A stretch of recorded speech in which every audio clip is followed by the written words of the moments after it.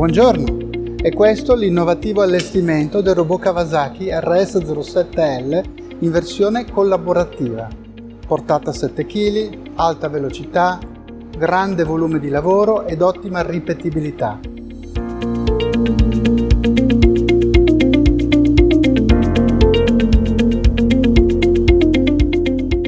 Possiamo comprendere questo sistema immaginando una struttura a 3 livelli.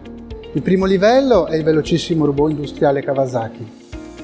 Il secondo livello è l'hardware addizionale Kawasaki Cubic S che lo porta allo stato di robotica safe, cioè senza barriere e con laser scanner il robot rallenta quando si avvicina all'operatore.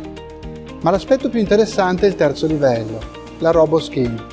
Il robot è ricoperto da una serie di pannelli sensibili che, collegati a un hardware specifico, a sua volta gestito dalla scheda Kawasaki Cubic S, lo rende collaborativo.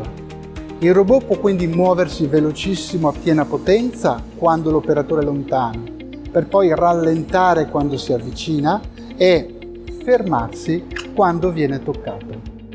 Viceversa, automaticamente, al rilascio del contatto fisico e all'allontanarsi dell'operatore, il robot riprende la piena velocità. Ha quindi triplice valenza, robot, safe robot, cobot, ed è conforme alla norma tecnica per i collaborativi ISO TS 15066.